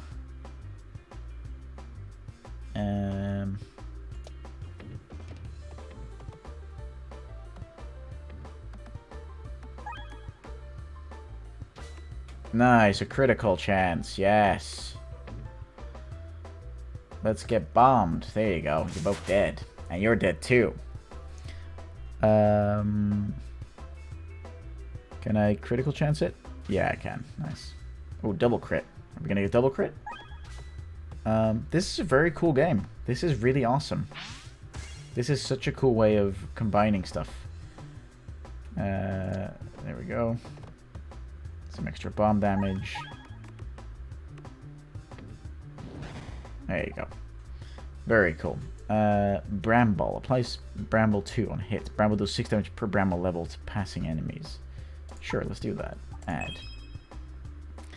Now I have to shoot myself. Let's try to get over there. Oh no! Ugh. Okay. Oh no. This looks dangerous. Oh, look at the amount of things that are coming up. Okay. You find a Bramble. These orbs will apply the Bramble status to an enemy. While Bramble, the enemy is unable to move, and enemies that pass the stuck enemy will take damage. Inflicting Bramble gives you precious time to deal damage from a distance. Okay, okay. Very cool stuff.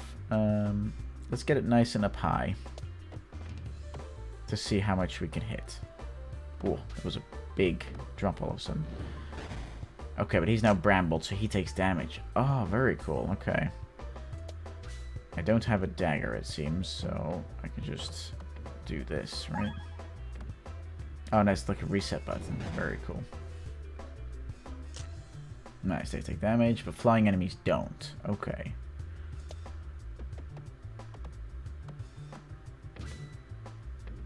Okay. This is a difficult game very quickly. Yeah, I like this. Yeah, this is cool. This is very nice. I'm very much trying to think of things that I can say to give this game feedback. But I don't think there is very much, to be honest.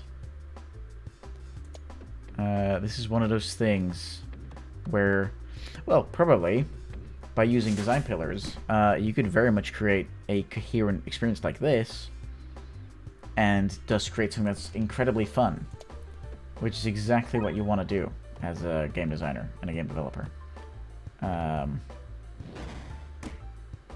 Ooh, yeah, I'm in trouble. I'm just a little bit in trouble here. But that's also because this level has much less blocks to kind of like stack against. But it seems to be going. Nice, all of them took damage. Hell yeah, that's how I like to see it. Oh, yes, critical hit, nice.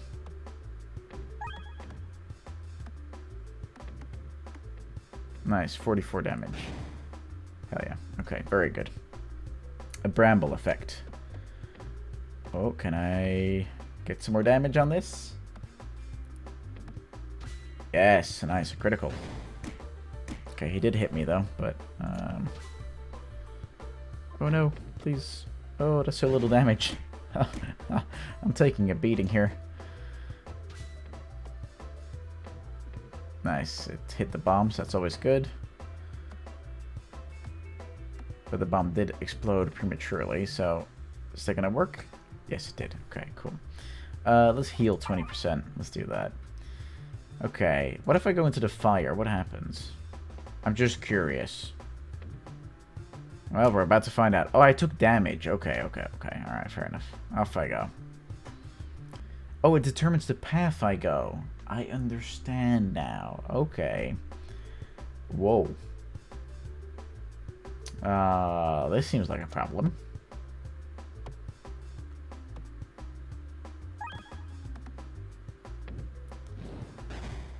Yeah. That guy seems like a big problem. Big problemo.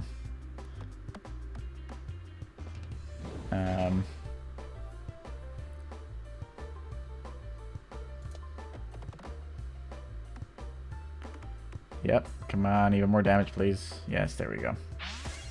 Nice. Yeah, this definitely seems like a big issue. Can I bramble it? I think I can bramble it. Get brambled. Yes. He's stuck now. But I need to hit one of those reset things to make sure I can actually do damage again. Oh, because right now it's not looking great, guys. It's not looking great at all. Oh, reset? Yes, nice. We got a reset. Very good. But he's now very close by, so we might very well lose this. Oh, he needs a charge up. Okay, that's not good. Oh, 22 damage. Jesus. Okay, he charges up again.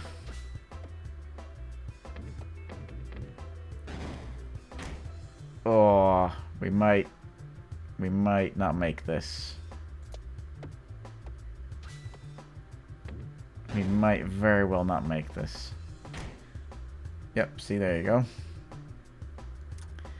Can I make it a double crit? Yes, nice. Okay. Oh, he's gonna charge it. So we need to have 56 points of damage to make this happen. Which might, maybe, nope. Absolutely not. Yep, and we're dead. Okay, alright. Very cool. Peglin. Very cool game. Who made this? Let's find out. Who made this? Peglin by Red Nexus Games Inc. Yeah, they have a great game. I'm actually going to purchase this when I get off stream, because I reckon this will work great on my Steam Deck. So, yeah, this seems like a very fun game to play. Or well, no, not even it seems. It is. Hey, Asa, how you doing? Yeah, this is a very cool game to play. Okay, all right, on to the next, which is this one, Amalite. Oh, Amalite. It's on Steam. Okay. Whoops, I just closed on Steam. How you doing, Asa? I hope you're well.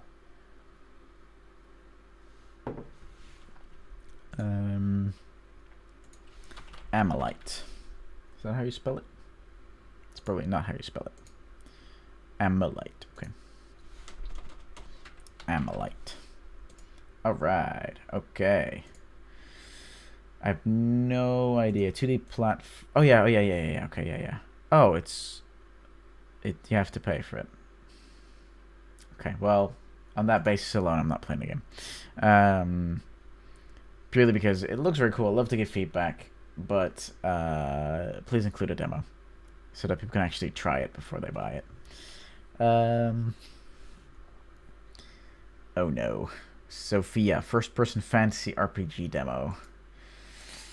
That sounds scary. Not as in horror, but as in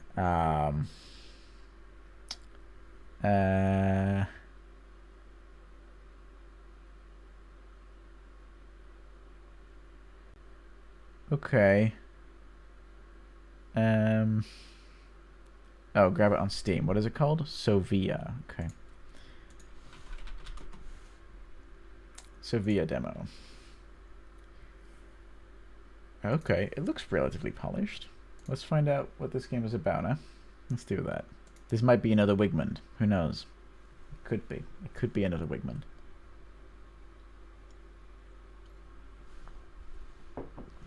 The most unlikely combination. It Takes Two and Dark Souls. I'm not sure if that says more about Dark Souls or more about It Takes Two. Excellent. Very good. Come on, finish downloading. If you guys have games you want me to play, let me know. I love playing suggestions and giving feedback on it. Right, Sophia. Let's have a look-see.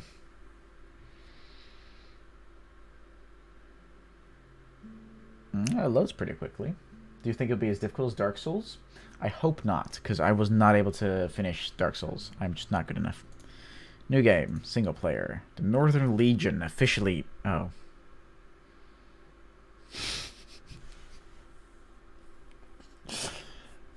Something about the Northern Legion. Let's grab this, shall we? Sophia feedback. Give the player more time to read the introduction text. Yeah.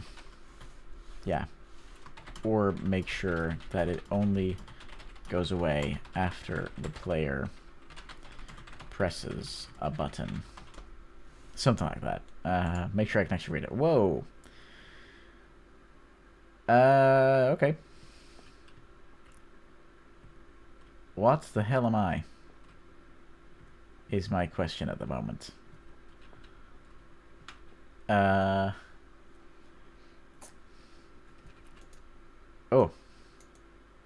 I think I'm punching. F to pick up knife. From so far away. This knife is mine now. And I have it in my fingers. And I'm stabbing it dual-handed. Letter. I'm sorry I have not wrote in a while. I'm definitely homesick. When I get back at the end of this year, I will have a big surprise for you. Jay. Okay.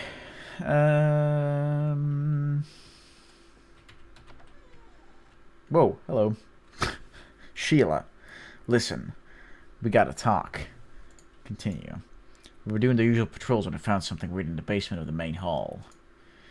I won't dance around it. It looks like a ghost. That's a real bad indicator of magic blight. Now, I'm not about to throw my guards at it and have them get blighted, so that's where you come in. I don't want to get blighted either. How do I deal with a ghost?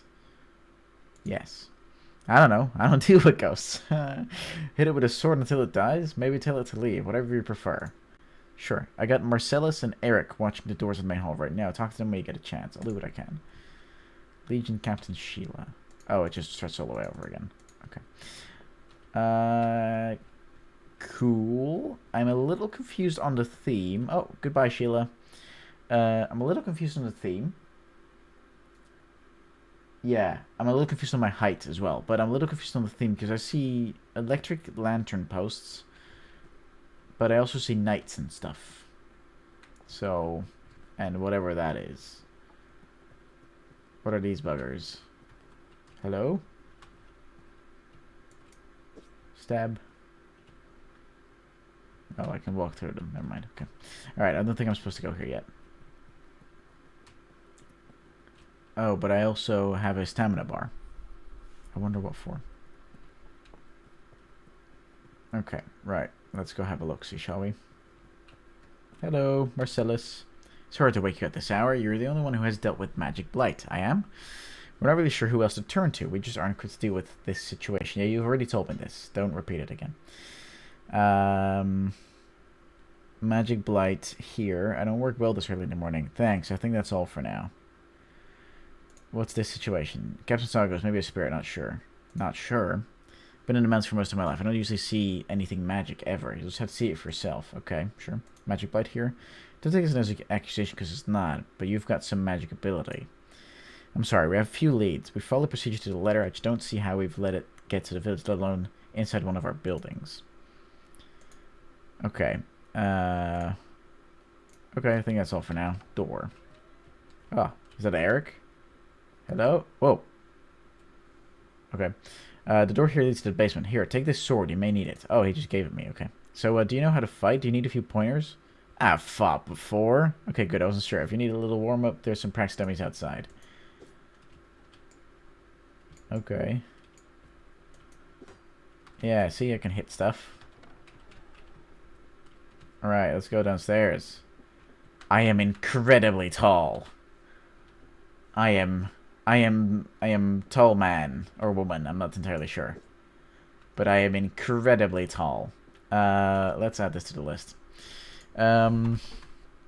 Make sure that when you are building environments, the player doesn't seem freakishly tall. Or short. Yeah, that's really all the feedback there is there. Alright, let's... Whoa! That's a ghost, alright. Are you gonna come for me? I'm just gonna hang there. A presence approaches. I know you not. But the magic blight corrupting your soul is showing you to me and me to you. It seems fate has brought us to meet. I am blighted? Question mark. Murmurs in a cruel and cold void. I hear your words not, but I sense your confusion. The blood is here, not by mere chance. It is guided. I can hear its calls, its demands, its anger. It calls for you, it senses you, it is becoming desperate. Oh, okay. Be you a seeker or a poor soul caught with this accursed fate? You must stop this blight. Heed my warning. Your blighted magic is powerful. You can stave off death itself or bring ruin to entire civilizations should you merely wish it. That seems handy. But every spell you cast, every touch of magic you endure brings you closer to attunement. The calls will get louder, the world will grow more distant, and soon the blight will become convincing. There is a corrupted soul in this town. It has fallen to blight. Find it and release its poor soul from its cursed coil. Destroy the blight, release them. I beg of you, destroy the blight. I beg you, destroy it. Goodbye, ghost. Excellent. Anything in these baskets? An orange. Oh, a health potion. Okay. Anything in here? Chest. Silver. Yeah, thanks for the silver. Thanks for silver. I'm just looting this place. Thanks for the silver. Nothing else? Okay. Alright. Then we'll be going back up again. We're going to find this corrupted soul. So the ghost is gone now. Yeah, it was a tough fight. Yeah, I talked it down. You talked to an abomination of magic blight? It's more like it talked to me than disappeared. Right, you may not mention that to anyone. Most Legion, me included, get real wary of magic around here, especially interacting with it. Point taken, thanks for the advice. Okay, cool. Okay, hello. So you've done it. The ghost one, it's gone. We should search the town for more blight. Yes, I agree. Ask if to notice anything. Should you find more ghosts or anything else magic, get rid of it. Okie dokie. Let's go do that. I do not fit in this house, I'm afraid. So we will skip that one. I fit into this house, though. Hello. I'm here to search your house. Well, don't tell me, but the Johnson's seen a bit oddly. Maybe last day or two. Tell me about Johnson. Johnson's a metalsmith. Builds metal tools, parts, and the like. Not exactly friendly, but diligent. Not friendly? Surprised you wouldn't know, but maybe you don't interact with him much. He doesn't talk much about it, but has a lot of bad blood with his former guild. He gets angry when it's brought up. Way too much text, I don't care.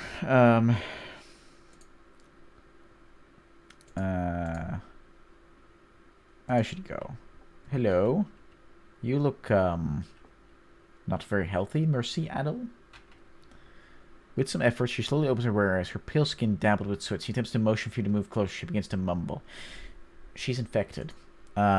You've come to see me? I don't think it's getting better. Imagine what it's going to take me. I can feel it clawing ever closer. You gotta keep fighting. I was going to be a seeker. I was going to take up arms to call, find the source of blood and purify it.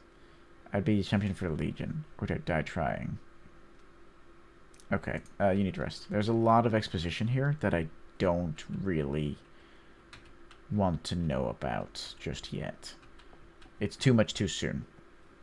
The metalsmith was the guy we were talking about, right? Hello. Hello. Alexi. Well, you're bright up and early. What kind of old man? You don't look like an old man.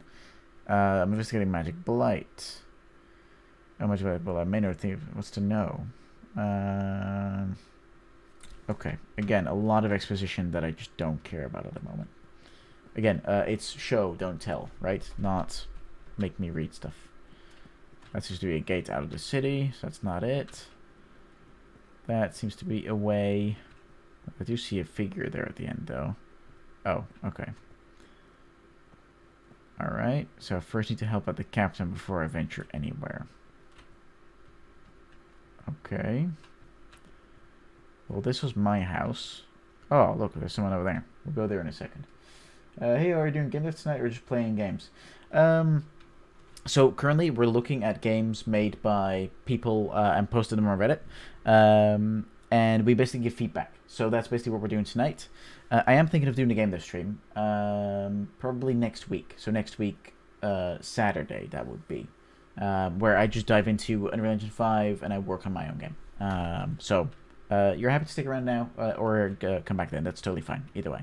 But it's nice to see you. Thanks for popping in. Oh, this is mine. This is mine. That's my house. Alright. Also, if you have a game you'd like me to play, or maybe your game you'd like to feedback on, then by all means let me know. I need a key for this. Okay, so that's definitely where the end fight's going to be. Where was the other house just now? I saw it somewhere. It's here, isn't it? Hello. Johnson. That's Johnson. You're a metalsmith, right? No. What? No, are you feeling alright? I'm feeling ill. Please leave me be. I just have a few questions. I said leave me. What? We're not going anywhere. I also need a key for this. Aha. There's a key. And some silver. Thanks for the silver, buddy boy. There we go. Here we go. Yeah, this definitely seems like a blighted lair, if I ever saw one. This is the real Johnson. It's Johnson, he's very, very dead. Now he's even more dead. Oh, what the fuck? Hello. Oh, okay, you're not friendly. Get wrecked. Get wrecked.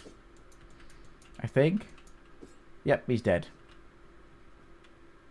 That was kind of cool. How I was here and I turned back and it was there. That's kind of cool. I like that. That's nice. That was well done. Johnson's note. I feel like I'm losing. No one cares. Something has been calling my name from the woods. Oh. Crazy. Crazy stuff. They'll all say, oh, it's still going. I'm going to find whatever's calling my name from the woods and kill it. Okay, well, he obviously didn't do that. Instead, he died. So, that's kind of cool. Is this mine still? Is this my house? I can't remember. Yeah, this is my house, yeah. It's the next house I need to get into. Here we go. It's open now. Oh, no. No, I still need a key. Huh. Strange. Okay, well let's go back to Sheila, and then we'll go from there. It's killed Johnson. Okay, that's supposed to be worse than be. We have to lure the Legion fort nearby. Great, let's get over there. I'm gonna be straight with you here. I can't fight the blight. It's more of it out there. I don't think I can handle it. I think you can. Okay. Okay. Okay. All right, we're gonna stop there though, because plenty of stuff we wait, backward tab while pause to return to main menu.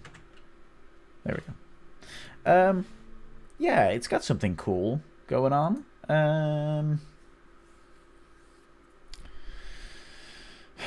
What is the too much story through text rather than just letting me experience it through gameplay.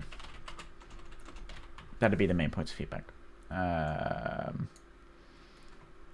So let's put that on Reddit, shall we?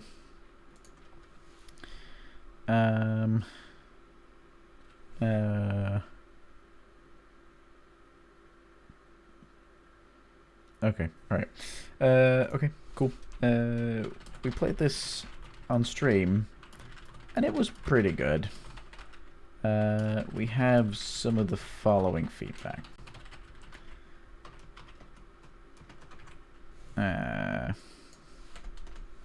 There we go.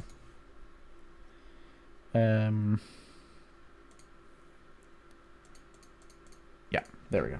Cool. That's the feedback for Sophia. Okay, let's see. We have 10 more minutes. Cities War on Google Maps. Yeah, no thanks. Gremlin's Tale, a monster taming game with all fairy tale monsters. This looks cool. Is there a demo for this though? Let's find out. Gremlin. What is it called? Gremlin's Tale. Double M. Gremlin's Tale. There it is. Alright, let's have a look. See. There is a demo. Okay. 20th November 2024. Wow. That is significant. That is a pretty far away release date, buddy boys. That is pretty significant. Any great examples of showing story through gameplay? Yes. Last of Us is a great example. Something a little more indie would be Stardew Valley, Starbound, Portal. Portal's pretty good at that, even though it has quite a lot of narration, but it's fun, so it's okay. I'm not forced to read stuff. Starbound's pretty good at it. What else?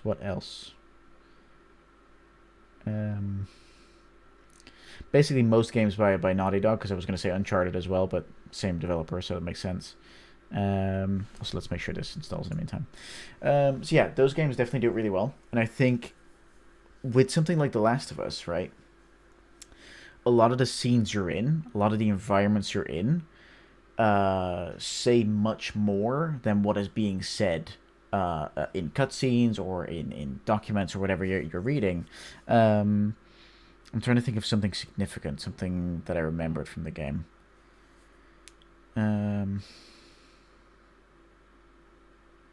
Oh yeah, okay. So the opening sequence, the opening gameplay sequence in The Last of Us, does some very interesting show and tell stuff through exposition, right? Or especially exposition. There's a moment, if you guys don't mind spoilers. There's a moment where Sarah, Joel's daughter, comes down the stairs, walks towards the living room. I think it's the living room. And throughout all that time, you've been hearing this dog bark outside, right? The whole time, the whole way through. Ever since you kind of like got up and you started walking around until you get kind of like down to the living room. As you pass some of the long windows in the hallway, the barking stops, and you hear this kind of like this, also this painful like wincing noise of the dog, right? And you hear something rushing through the shrubbery. By only sharing that, you knew A, that something is wrong, and B, that something just killed the dog. or that the dog is in severe pain, right? Um, So that combined with some of the other information you get earlier in the game, there's like this news broadcast of like a gas leak and like it exploding, and you kind of see the explosion in the distance out of your window. All of that together creates a narrative that the player can follow without having to read a single word. So that's The Last of Us. Then Stardew Valley, they do that very well. Well, there's definitely more reading in Stardew Valley, I'd say. Um, but even so, there's a lot of points. For example, there's like a cave in that happens, or that has happened at the start of the game, and then somebody you get a message like, "Hey, it's removed again," and you can go there. But when you kind of like walk past the old community center, it says it's locked, but you see that's really like run down and stuff, and you kind of start wondering, okay, why is that? There must be something more going on here. At some point, you walk past a sewer, and there's two kids that are there, and like they get jump scared by something, and so they run away, and they tell you, hey, there's something in there. All these little points, even though less subtle, are still great ways to share just little slivers of information. They don't share the entire story. They don't tell me that something is hiding in the sewers and that, it's going to be dangerous and whatever, right? They don't tell me any of that.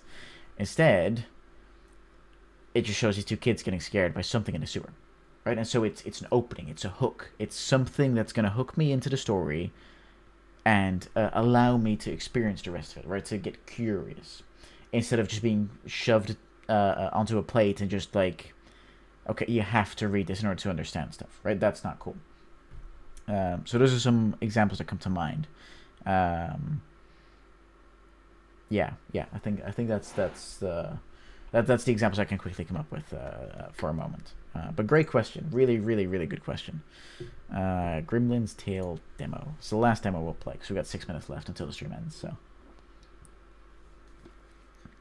let's make it a speed run. Yeah, basically. Yeah. Like I said, yes, Stardew was a little less subtle in that area. It's a bit loud. But even so, it does it really well. It doesn't force you to read stuff that you don't want to read. Is this game gonna load or is it gonna crash? No, there you go, I loaded. Okay. New game. Cool. Okay. Choose your starter. Bistame. Dare Dumpty. And Ginger Kid. I like the names that they've chosen. I'm gonna go for Dare Dumpty. That is he's mental. This is gonna be my pick. Alright, Ogle, no worries. Thanks for tuning in. What is this game? Ripping a fat Napo in the middle of nowhere, huh? You have no shame, my dude. Yes, less subtle is totally fine. It's totally fine. It's not a problem. Yeah, it's totally fine. It's definitely a choice. You have no shame, my dude. Okay. Napos, you mean naps? Oh, my head, where am I? I think my name is Leaf. Who are you? Okay. Frampton. I wasn't asking you. There's a snake around my neck. What? Excuse you, I'm keeping your neck warm and cozy, not choking you. Drama, baby. Oh, there is a snake around my neck. Okay. Oh yeah, it's kind of comfy. Dare Dumpty. Name's Dare Dumpty, but you can call me Brony Hawk, because I shred it up, like a hawk. Caw, and I'm your bro. I feel like I'm going insane hearing these words come out of an egg's mouth. I agree. You don't know the story of Dare Dumpty from the human world? Did you know how to read? Stop it, of course I know how to read. I do have some recollection of a story about an egg falling from a wall. This is any of this happening right now. Written tales from the human world manifest themselves in this world, never ever land. Okay. That means you're like a time-traveling wizard. Most excellent. Could you reverse time for me to get to a time before I got all these killer purple ouchie wouchies? They're kind of sick, but they kind of hurt. Haha. I don't know what to think of this dialogue. Jesus. I don't know about that, bud. Why are you guys here? Okay. So this is one of those things where it's way too much exposition again. Right? Up ahead, your first gremlin battle. During battles, you'll control yourself and your gremlins at the same time. The first trainer to be knocked out loses. Gremlins will get back up after fainting and heal over time, but you won't. Turn the camera by holding right click. Press F to punch. You need to use your gremlin strategically. Middle click a target to make all of your gremlins attack it. Middle click yourself to make all of your gremlins stop and start following you. Okay, I'll put Dare Dumpty. I'm ready. And I need... Oh, okay. I need F to punch. Punch. Punch. Where's he trying to go? And he's dead. What? I am very confused. I think the running in this could get exhausted pretty quick. Yeah, definitely. I agree. What am I doing?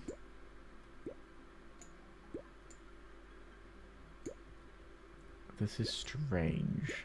I have no idea what I'm doing. Oh, I need to go here apparently. Or something. I have no idea what's going on here. This is very strange. Oh, who the hell is that? Hello. In the world of gremlins, each gremlin follows its pre-written story in an endless loop of fate. Humans in this world aren't locked to these loops and can choose their own destiny. You can capture and free gremlins from these loops with magical capture orbs. Knock the gremlin out and then click it to toss a capture orb at it. Fuck. Okay, hello, gremlin person. Punch, punch, punch, punch, punch. Get knocked out. Oh, we're gonna catch it? Sure. Are you mine now? We have to punch you again? Did I not catch you? Oh, well, who the hell are you? I'm just slapping these Pokemon.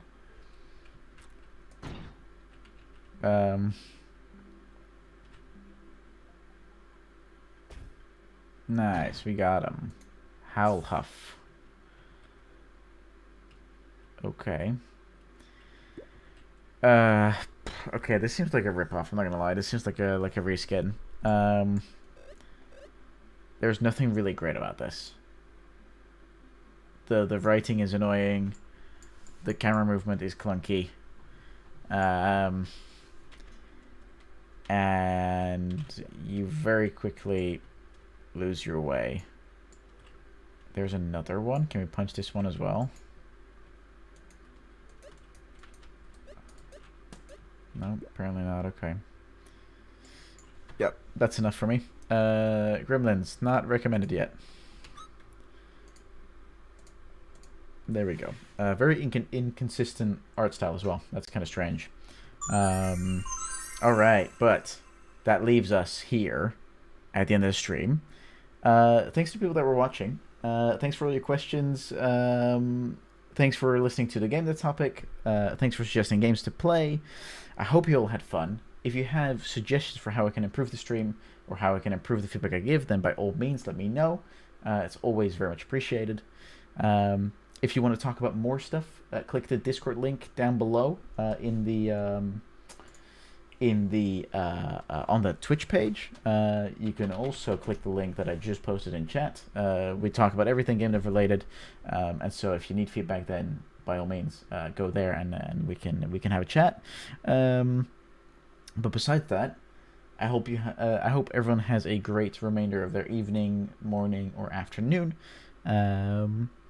And then we'll see each other in roughly a week from now for another Game Dev Topic stream. Alright, thanks everyone. Bye-bye now.